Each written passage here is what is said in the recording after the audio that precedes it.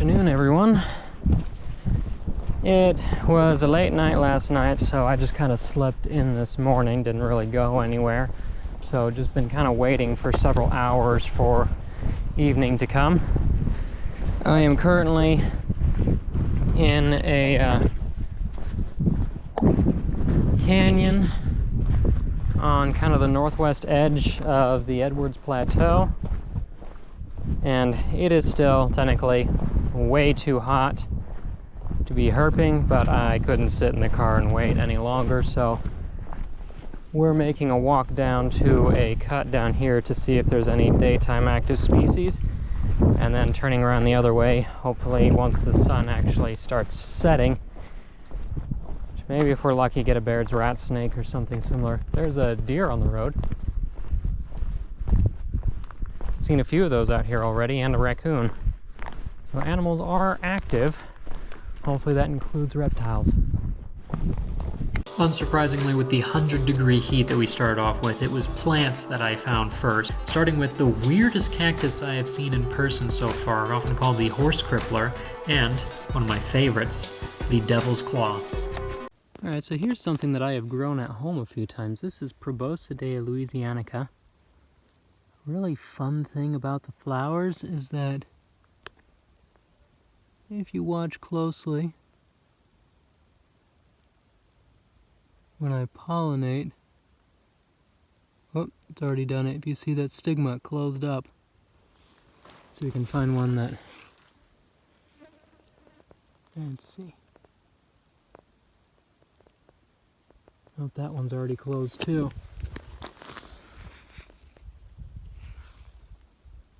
In fact, most of these have already been pollinated, which is probably a good sign, but the stigma will actually fold up closed once it's touched and pollinated. But these guys are known by the common name of devil's claw for very, very good reason. Now, the young pods like these, would you believe, you can actually cook and eat them, kind of like okra. But the leaves are covered in sticky glands as a defensive mechanism. Some people have tried to argue that they're carnivorous, but there's not enough evidence to support that idea. It's just defensive. Then the seed pods, when they dry up, the outer layer falls off, and then the hard woody inner part breaks open like this, and those hooks are designed to catch onto the feet of ungulates and spread the seeds. In some cases, though, they will catch smaller animals and cause sometimes life-threatening damage, and if the animal should succumb and die with this thing attached to it, then any seeds that don't get knocked out of the pod in the process will eventually be deposited next to the carcass and have some very interesting fertilizer available. And there is evidence of reptile life, at least. One of the, looks like Scoloporus species. I'll have to double check, because that's definitely a lizard I've not seen before. Hanging around on the rocks face. Glad to see that something's out, though.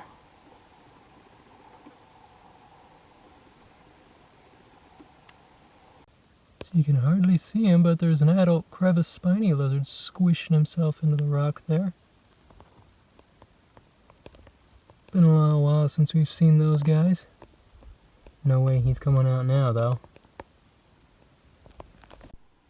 There's a gray fox that's coming this way.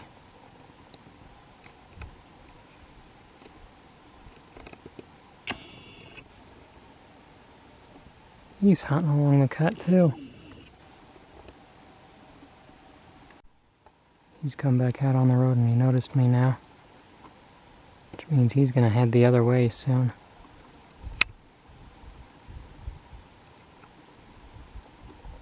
What a beautiful animal.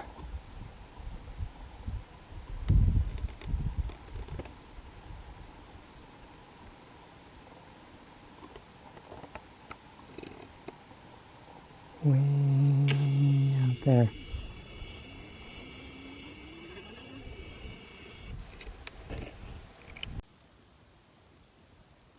And here's another spiny lizard who has decided to sleep in a tree. Pretty little guy. 10 o'clock seems to be the magic number. And no surprise, our first snake is a western diamondback who is now scooting his way off the road. Not a bad thing though. There he goes. This guy we don't have to worry about at all really, because he got himself off the road already. But that is a beautiful western diamondback whose diamonds are not particularly diamond-like for most of his length. A little bit towards the front, but then they kind of mess up again near the tail too. He's got a beautiful color there on his tail. And he's decided it's time to keep scooting, so we will just let him do that. And hopefully now that it's after 10, we'll see some more stuff. Alright. So we are starting on the last recommended location that I was given. A very large cut out here. The road over has been completely dead other than that diamondback. And it's a bit windy out here, so I'm hoping that doesn't have too much effect, but we'll see. Well, that didn't take very long for something to be found, at least. There's a little tarantula out here. Hopefully he's not alone. Perhaps I was jinxing myself, because other than some really admittedly beautiful wildflowers up on the top of that cut, nothing else was moving.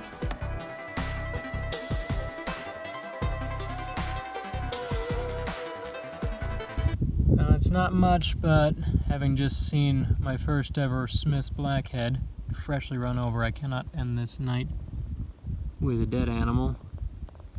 So we got a little catch of spadefoot who's out here. It's kind of surprising since there's been no moisture whatsoever for quite a while over here. So I'm not sure what he's doing, but there he is. We're gonna make sure he gets off the road. So taking a little bit of an L for today, I'm afraid. The diamondback at least kept us from getting skunked in terms of snakes, but I was really hoping for a little bit better, especially since, again, that newly DOR Smith's blackhead would have been a brand new species for the channel. It was the tiniest, skinniest little snake I have ever seen, and I don't want to share it because it was dead. So I'm gonna try and wrap this one up in the morning here, see if we can't find something here in town on a little trail that's nearby. But otherwise, we got one more day, and hopefully that'll pull off a little better since we're heading back west where things have been a little more reliable. Alright folks, so try and finish up this vid. We're taking a quick hike up a little mountainside here. It is still really hot out here, unfortunately, but quite a bit cooler than it has been at this time of day the past couple of days in other areas where I've been, so fingers crossed that means something good might show up. Once more, a couple of pretty unknown wildflowers were about all that were up on the hillside, so headed west to stop at a little park, see what I could find, and almost immediately turned up something. So we're at a second park, and there's a whip snake. Look at this tin.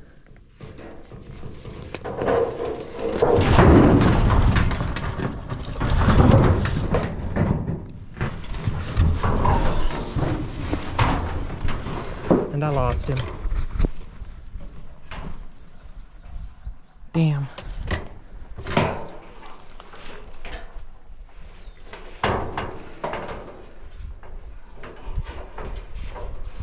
I lost him. Yeah, we got a whiptail out here. Common enough. Help bolt the second we get any closer than this, so there we go.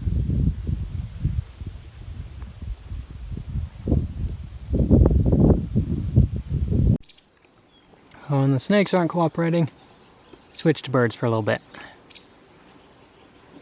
Like this brilliant tanager up here.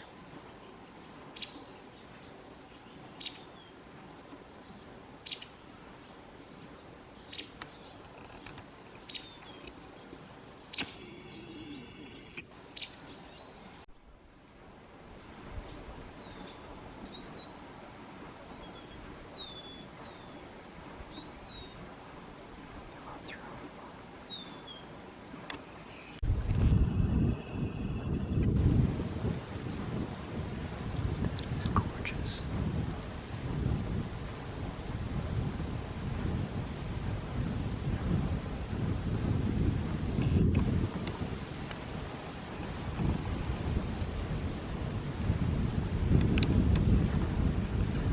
Section is irrigated and very lush and green, and then you have a dry. Got a roadrunner running. He's coming down to hunt stuff, looks like.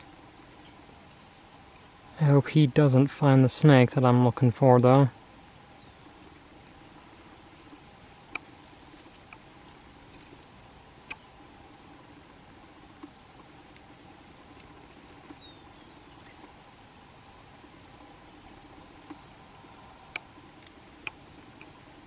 He knows where to go, though.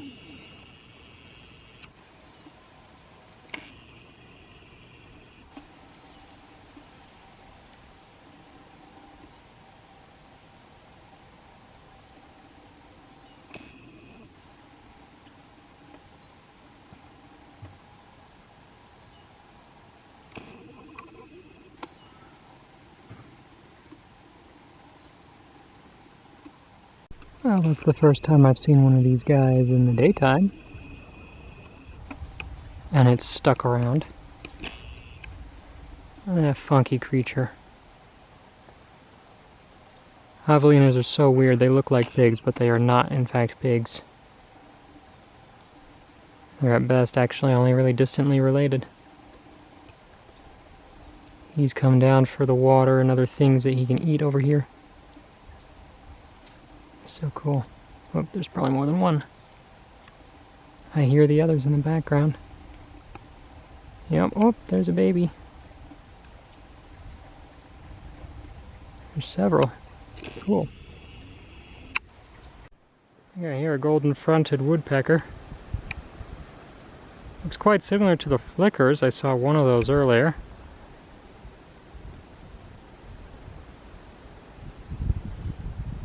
But of course that back pattern is completely different. He's back. And just in case I don't get another shot or look at him, this is the Central Texas whip snake, Masticophis taeniatus girardi. Those kind of white blotches along his sides are pretty distinctive of this subspecies. And of course the rest of it is very distinctly striped along the sides. They are extremely fast-moving animals.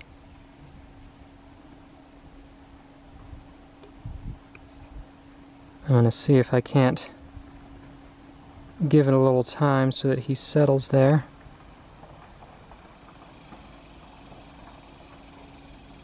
Before trying to catch him. And hopefully get him in hand, because they are incredible. That is my lifer right there.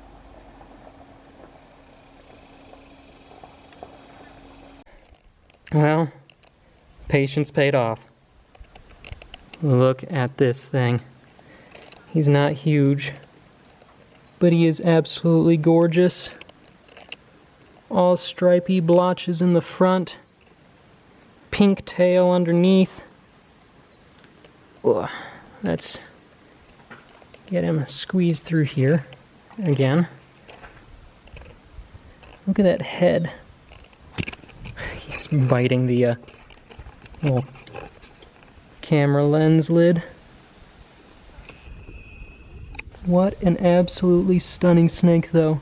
In the dark areas, the dark blotch areas on his sides, it's actually kind of a little reddish rusty, which is really cool. This is a Central Texas whip snake.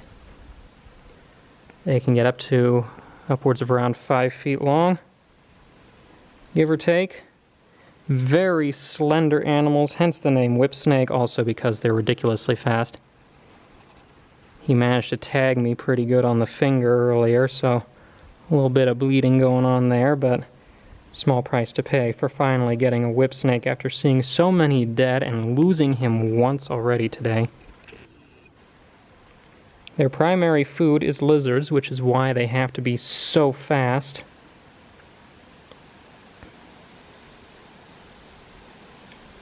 Because they are daytime active animals, so are the lizards. So they have to heat up. They love to move around in the heat of the day when it is really ridiculously hot out. And they will run down fence lizards, collared lizards, whatever they can grab, really.